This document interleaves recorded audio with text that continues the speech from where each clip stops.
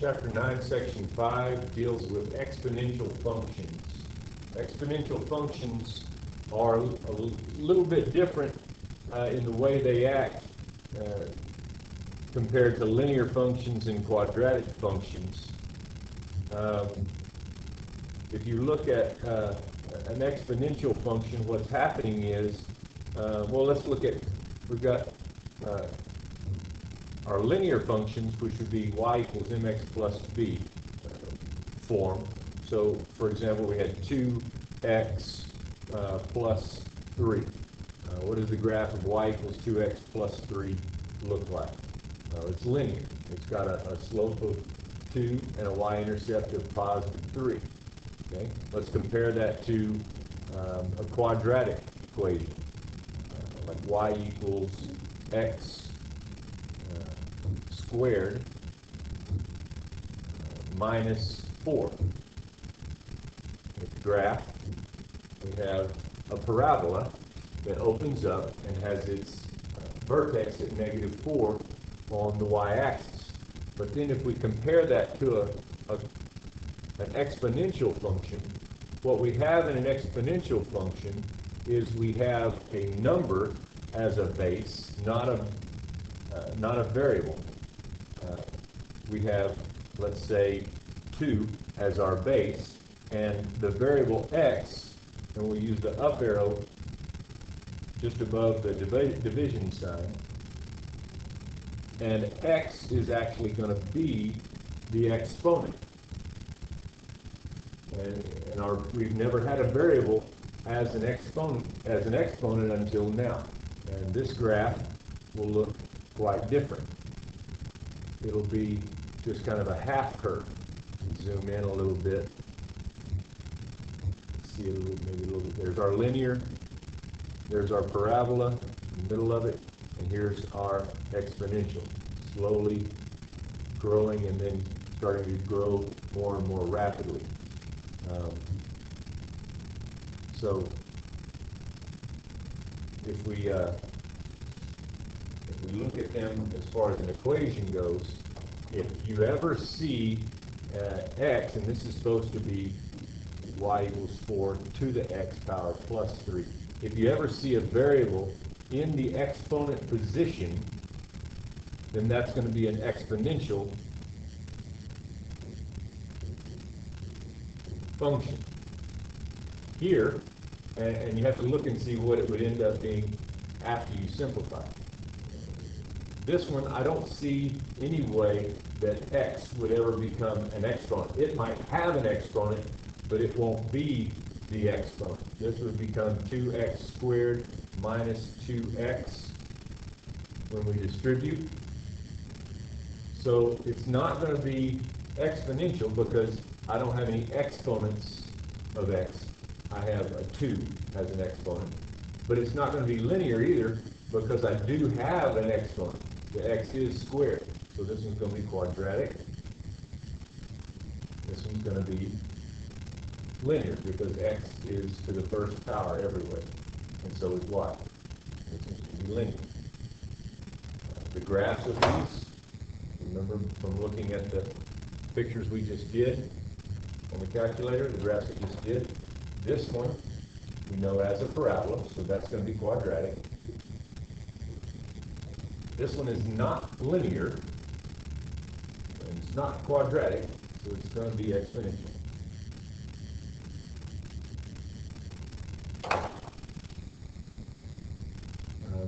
So when you graph these, 2x, or 2 to the x power, so calculator y equals 2 to the x power, let's clear those two out, and go to my table, and find points that you know will fit.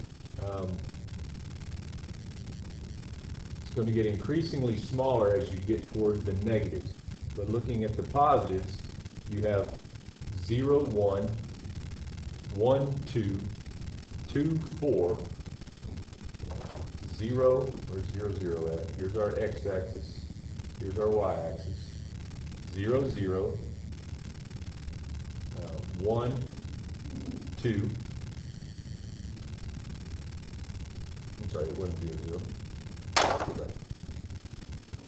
0. 0, 1, 1, 2. 0, 1, 1, 2,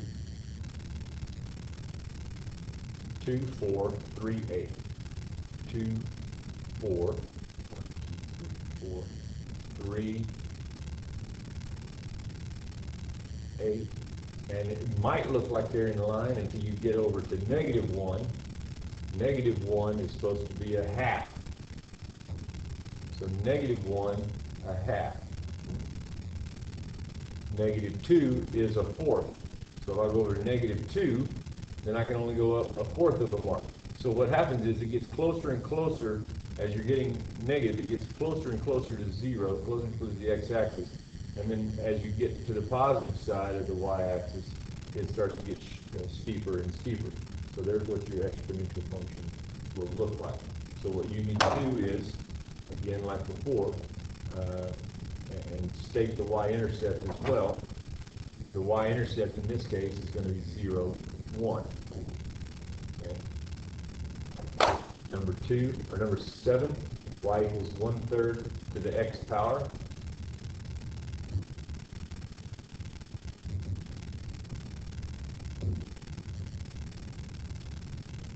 So we have 1.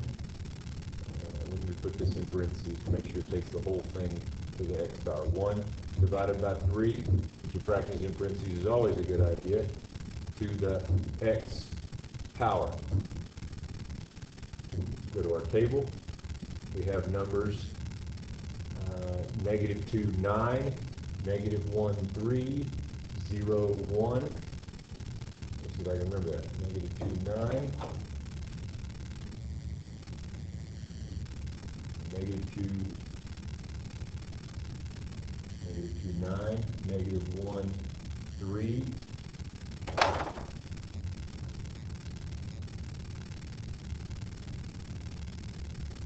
0, 1, and then 1, 1/3. 0, 1, 1, 1/3. So this one, since it's a fraction, it's going to start getting steeper, start decreasing when it gets closer to the right, when it goes to the right. It's going to be a little bit faster. Our y-intercept is going to be 0, 1 again.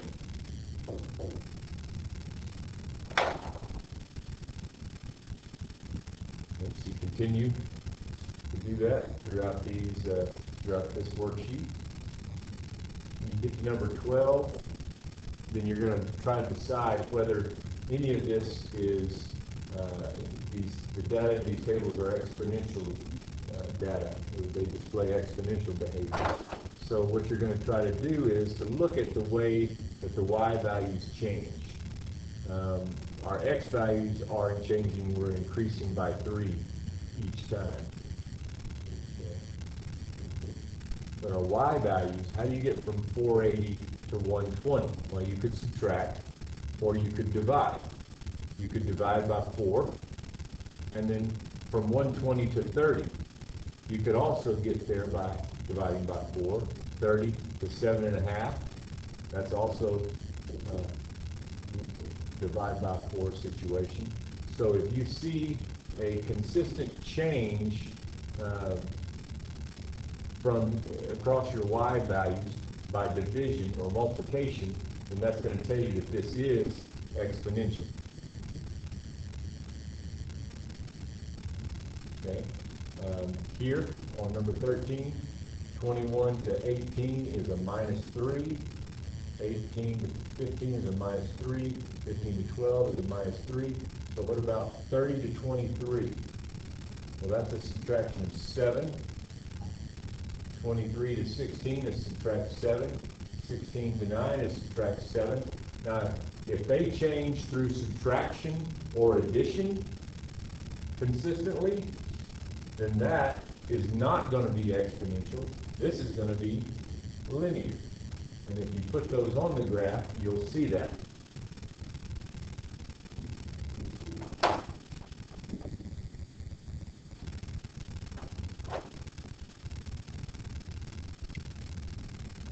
We'll do one more. Number 15, as we change across the x's, they are increasing by 1 each time. As we change across the y's, these are increasing by 3 each time. So if the change is an addition change, so this has actually a slope of 3 over 1, so this one's going to be linear, as opposed to number 16, where you increase by 5, or increase by 10, I'm sorry, increase by 5 again, and then increase by 5 again, but down here in the y's, 20 to 10, well, you could subtract 10, but then here you're subtracting 5, and then here you're subtracting 2.5, so subtraction doesn't stay consistent. If the division stays consistent, which would be divided by 2, from here to here you could divide by 2, from here to here you could divide by 2. If it's consistently being divided or multiplied by the previous one, then this is going to be where you have exponential data. Number 18, we're going to compare the graphs of y equals 2 to the x and y equals 6 to the x. So before we start reading the different answer choices, let's go ahead and put those in the calculator and see what they look like. Go to y equals again, and we have a 2 to the x power, and then we also have a 6 to the x power.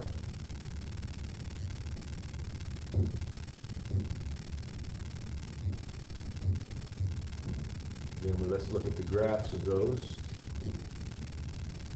This is 2 to the x, and here's 6 to the x.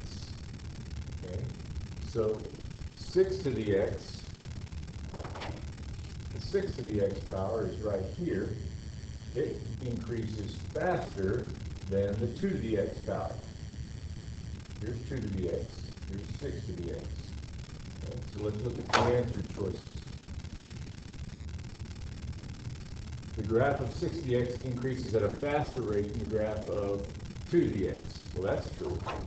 Let's see if the rest of them are true. The graph of 6 to the x is the graph of 2 to the x translated 4 units up. So translated would mean that if this is 2 to the x right here, then translated just means it's the same shape, just slid up. And it's not. It's not the same shape. We would not only have to slide it, we would probably have to somehow twist it and turn it also, but then that would all might throw it off too. So we're going to throw out that. Teachers, please pardon the interruption. This announcement. So C is not correct. B, the graph of y equals 2 to the x increases at a faster rate than the graph of 6 to the x. At a faster rate would mean it's steeper. 2 to the x doesn't increase as fast as 6 to the x. 6 to the x is this one right here. 6 to the x increases much more quickly than 2 to the x. It takes a little bit longer for 2 to the x to get to the same height. And then, so that's false. And so, still really sure that it's A. The graph of 6 to the x is the graph of 2 to the x translated 3 units up. Neither one of these are translated. If they were translated, it would look more like we have a 2 to the x, and this would have to almost be a 2 to the x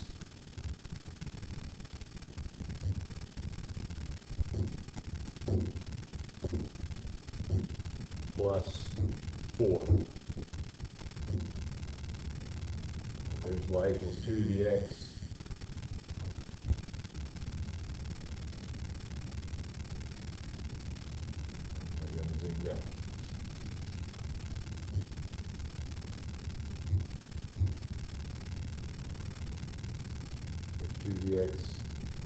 There's 2 to the x plus 4. So those are more, those are a lot more like a translation.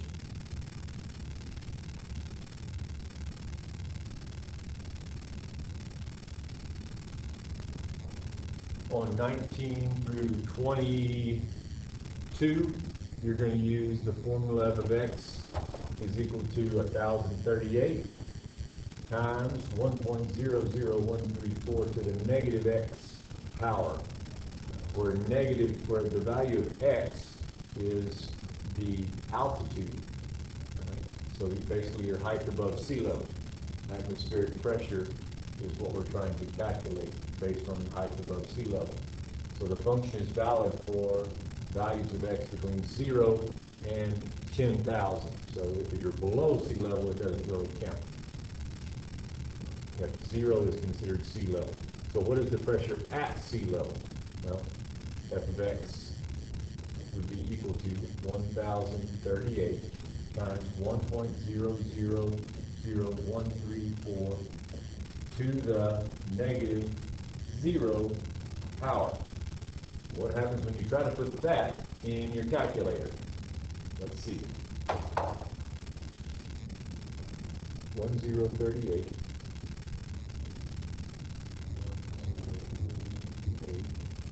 times 1.000134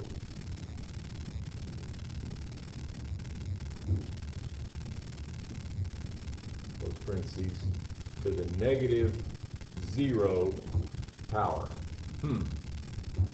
Get 1,038. And the reason is this part right here, anything to the 0 power is equal to 1. So basically what happens is all of this turns into 1. So I'm basically taking 1,038 times 1, which is 1,038. So that is your pressure at sea level, 1,038 millibars. You'll do the same thing on the following problem, just to plug in some different values for your altitude and or your atmospheric pressure and calculate the other.